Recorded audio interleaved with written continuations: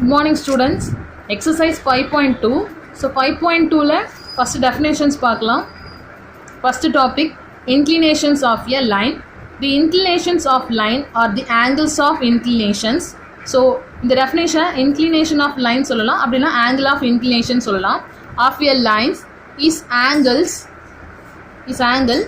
which straight line make with a positive directions of x-axis measured in a counterclockwise direction to a part of a line above the x-axis. Inclinations of line is usually denoted by theta. So inclination of lines என்ன denote பண்ணுவாங்க, theta denote பண்ணுவாங்க. So first inclination of line என்னன்னு பாருங்க. A line is angle with straight line makes with a positive directions of x-axis.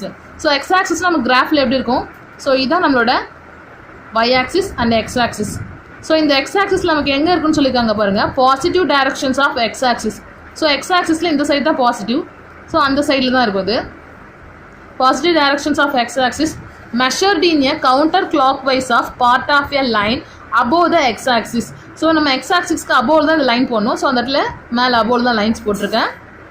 Counter clock wise தான் நம்ம என்ன பண்ணணும், அதோட டீட்டா ஆங்கிள்ஸை கவுண்ட் பண்ணணும். ஸோ ஆங்கிள் நம்ம 20 டிகிரி 60 டிகிரி 90 டிகிரி கேல்குலேஷன்ஸை நம்ம என்ன பண்ணணும், இந்த சைட்லேருந்து தான் கிளாக் வைஸ் தான் நம்ம என்ன பண்ணிட்டு வரணும், கவுண்ட் பண்ணிட்டு வரணும். So clockwise means already நம்ம வீட்டில் யூஸ் பண்ணுற கிளாக் இந்த சைடு தான் போகும். ஸோ இந்த சைடில் நம்ம என்ன பண்ணணும், கேல்குலேட் பண்ணணும்.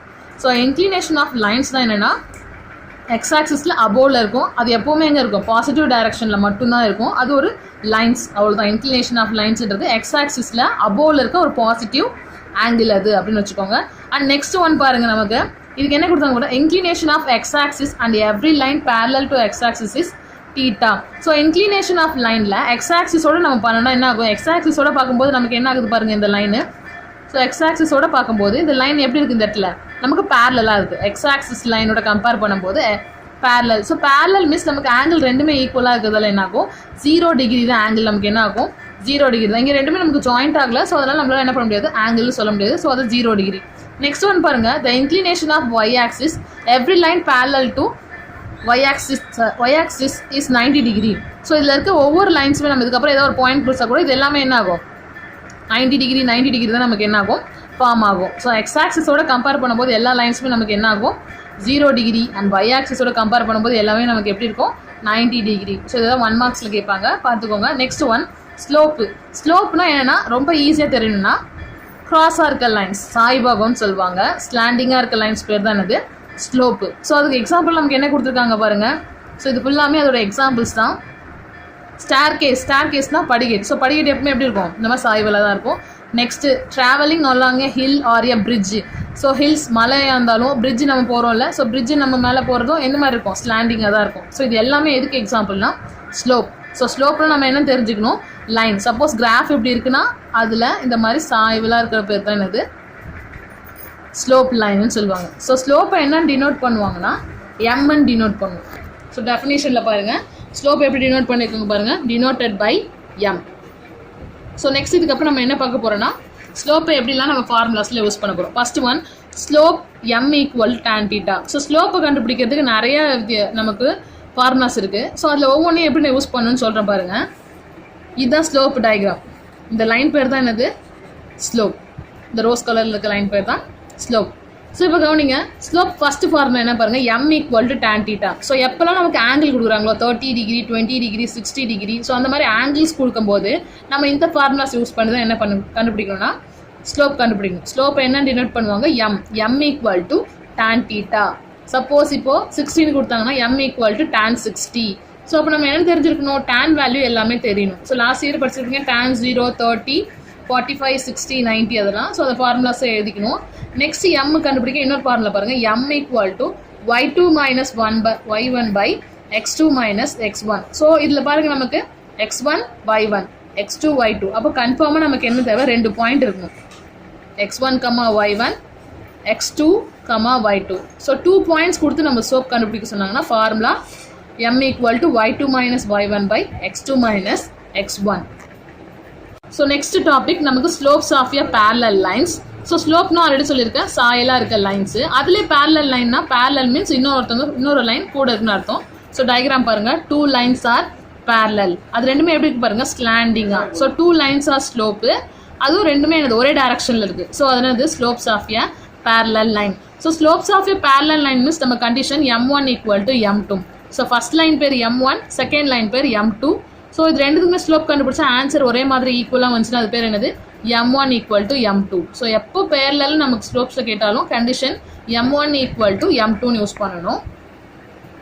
Next topic slopes of a perpendicular lines நம்ம கொடுத்துருக்கோம். ஸோ பர்பண்டிகுலராக நமக்கு எப்படி இருக்கணும் 90 டிகிரி.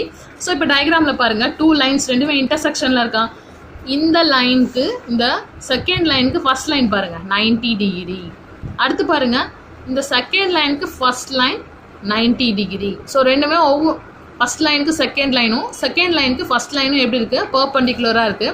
ஸோ இந்த மாதிரி பர்பண்டிகுலராக இருந்தால் நம்ம என்ன யூஸ் பண்ணணும் பாருங்கள் formula m1 into m2 equal to -1. So slopes of a perpendicular line means m1 into, so இங்க full stop வச்சிருக்காங்க m1 into m2 equal to -1. So first லைனுக்கு நம்ம என்ன கண்டுபிடிக்கணும் ஸ்லோப், செகண்ட் லைனுக்கு ஸ்லோப் கண்டுபிடிக்கணும். அந்த ரெண்டு ஆன்சர் நமக்கு -1 வந்துச்சுன்னா அது பேர் என்ன சொல்லுவாங்க perpendicular. Parallel means m1 equal to m2, perpendicular means m1 into m2 equal to -1. Next one, இந்த எக்ஸசைஸ் 5.2 நமக்கு கொலினியர் கேட்பாங்க. லாஸ்ட் எக்ஸசைஸ் 5.1 கொலினியர் கேட்கும்போது நம்ம என்ன யூஸ் பண்ணணும்னா ஏரியா ஆஃப் எ ட்ரையாங்கிள் நம்ம யூஸ் பண்ணோம். ஆனால் இதில் நமக்கு ஏரியான்னு கேட்கலன்னா நம்ம என்ன யூஸ் பண்ணணும் இந்த மெத்தட் தான் யூஸ் பண்ணணும். ஸோ ரெண்டுத்துலையுமே கொலினியர்னு கேட்டு நம்ம என்ன ஆகக்கூடாது கன்ஃபியூஷன் ஆகக்கூடாது. ஏரியான்னு கேட்டாங்கன்னா நம்ம எக்ஸசைஸ் 5.1 யூஸ் பண்ணும். ஸோ ஏரியா கொடுக்கலன்னா இந்த மெத்தட் யூஸ் பண்ணும். ஸோ ஏரியான்னு கொடுக்கலன்னா எந்த மெத்தட் யூஸ் பண்ணும் இந்த ஆஸ் யூஸ்வல் 5.2 மெத்தட். ஸோ இது எப்படி கண்டுபிடிக்கணும்னா 3 பாயிண்ட்ஸ் கொடுத்துருவாங்க. 3 பாயிண்ட்ஸில் நம்ம எப்பவுமே சைக்கிள் ஃபார்மேஷனில் கண்டுபிடிப்போம்ல ஏசி சிபி பிஏ. ஸோ அந்த ஆர்டரில் கண்டுபிடிக்கணும். சைக்கிள் ஃபார்மேஷனில் கண்டுபிடிச்சி இந்த 3 வேல்யூஸுமே நமக்கு ஆன்சர் வந்துச்சுன்னா ஒரே மாதிரி அதான் நமக்கு வந்து கொலினியர்னு கண்டுபிடிப்பாங்க. ஸோ நெக்ஸ்ட் ப்ராப்ளம் போகலாம். So exercise 5.2. ஸோ ப்ராப்ளம் பார்க்கும்போது உங்களுக்கு ஃபார்முலாஸ் ஈஸியாக புரியும் உங்களுக்கு. ஸோ நான் இதை மொத்தமாக உங்களுக்கு கிளாஸ் ஒர்க் எழுதுறதுக்காகவும் நான் என்ன பண்ணியிருக்கேன்னா ஆர்டராக ஃபுல்லாகவே எழுதி வச்சுருக்கேன். எக்ஸசைஸ் 5.2 இன்க்ளினேஷன்ஸ் ஆஃப் லைன் டாபிக்னு போட்டுக்கோங்க. எக்ஸசைஸ் 5.2க்கு ஸ்லோப் ஃபார்முலா ஃபஸ்ட்டு 2 ஃபார்முலா இருக்குது ஸ்லோப்புக்கு. ஃபஸ்ட்டு ஃபார்முலா இதுதான் m equal to tan θ and second one நமக்கு என்ன கொடுத்தாங்க பாருங்கள் m equal to y2 minus y1 by x2 minus x1. Angle கொடுத்தாங்கன்னா ஃபஸ்ட்டு ஃபார்முலா 2 பாயிண்ட்ஸ் கொடுத்தாங்கன்னா இது. parallel means m1 equal to m2, perpendicular means m1 into m2 equal to -1. Mid point already தெரியும். So இதில் use பண்ணுவேன்றதுக்காக நான் மறுபடியும் இருக்கேன் x1 plus x2 by 2, y1 plus y2 by 2. So இதுக்கப்புறம் problems போகலாம். Next நமக்கு முக்கியமான ஃபார்முலா tan θ. ஸோ ஆல்ரெடி சொல்லியிருக்கேன் இந்த இடத்துல ஆங்கிள் யூஸ் பண்ணும்போது ஃபார்முலா யூஸ் பண்ணும். tan 0 value 0, tan 30 1 by √3, tan 45 1, tan 60 √3, tan 90 not defined. So not defined means value வேணும் டிஃபைன் பண்ணல. ஸோ அதனால இருக்கிறதே தான் நம்ம இருக்கணும் not defined தான். ஸோ ப்ராப்ளம்ஸ் போகலாம். எக்ஸசைஸ் 5.2. ஸோ கிவன் கொஸ்டின் நமக்கு என்னென்னு பாருங்கள். What is the slope of the line whose inclination which positive directions of x-axis is. What is the slope? Slope தான் நம்ம கண்டுபிடிக்க போகிறோம். Of a line whose inclination with positive direction. Positive direction நான் already சொல்லியிருக்கேன். Inclination நமக்கு எப்படி இருக்கும் positive டைரக்ஷனில் தான் இருக்கும், மைனஸில் இருக்காது. ஸோ x-axis is நமக்கு என்ன கொடுத்தாங்க ஆக்சிஸ் கொடுத்துட்டாங்க, அதாவது ஆங்கிளே கொடுத்துட்டாங்க. மேலே இந்த மாதிரி நமக்கு போட்டுருந்தாலும் இது பேர் நமக்கு தீட்டா தான். ஸோ இது என்னது நமக்கு தீட்டா ஈக்குவல் டு 90 டிகிரி அப்படி தானே எழுதுவோம். ஸோ தீட்டா நமக்கு வேல்யூ கொடுத்துட்டாங்க. ஃபஸ்ட்டு 1 90, செகண்ட் ஒன் நமக்கு என்ன கொடுத்துருக்காங்க 0 டிகிரின்னு கொடுத்தாச்சு. ஸோ ஃபஸ்ட்டு ஒன் நான் போட போகிறேன். Solution subdivision 1 90 degree. ஸோ இதை நம்ம எப்படி எடுத்துக்கணும் theta equal to 90 degree. So already நான் ஃபார்முலா என்ன சொல்லியிருக்கேன் ஸ்கோப் கண்டுபிடிக்க தீட்டா கொடுத்தாங்கன்னா m equal to tan θ. So m equal to theta value நமக்கு என்ன கொடுத்துருக்காங்க 90 டிகிரி. ஸோ ஆல்ரெடி சொல்லியிருக்கேன் tan 90 means what values not defined. So அதே தான் எழுத போகிறோம் m equal to not defined.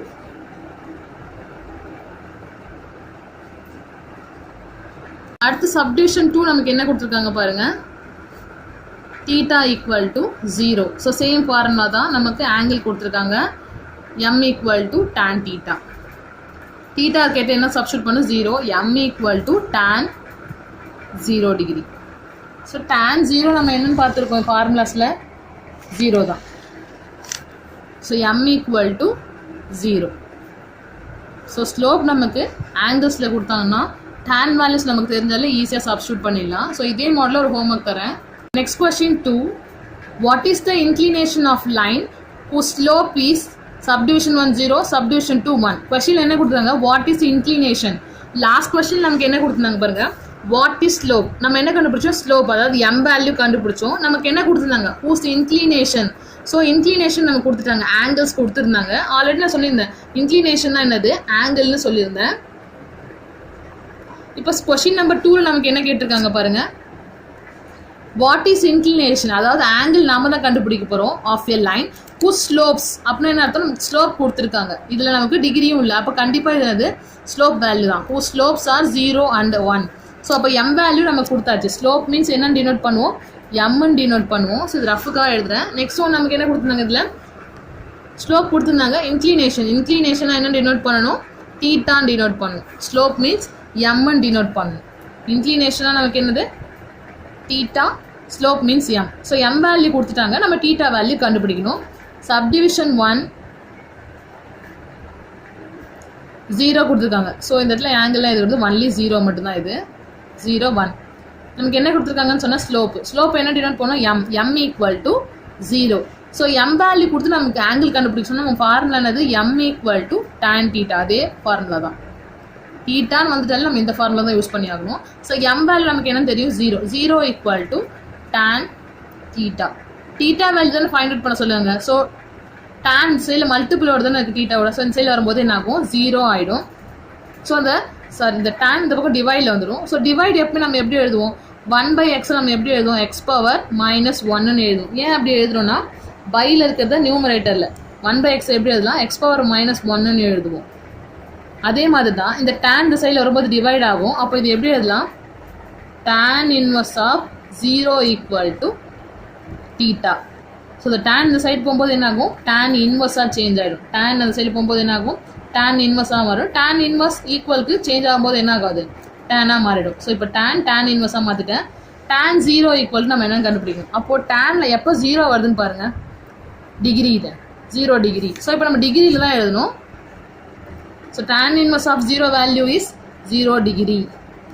Sorry 0, இது தீட்டாலாம் கிடையாது, 0 degree equal to theta. So theta value நமக்கு என்ன தெரிஞ்சிச்சு, 0 டிகிரி. சப்டிவிஷன் 2 பார்க்கலாம். சப்டிவிஷன் 2 அதே மாடல் தான், m ஈக்குவல் டு 1ன்னு கொடுத்துருக்காங்க. So same formula m equal to tan theta தான் யூஸ் பண்ண போகிறோம். ஸோ m வேல்யூ நமக்கு என்ன தெரியும், 1 ஈக்குவல் டு tan தீட்டா.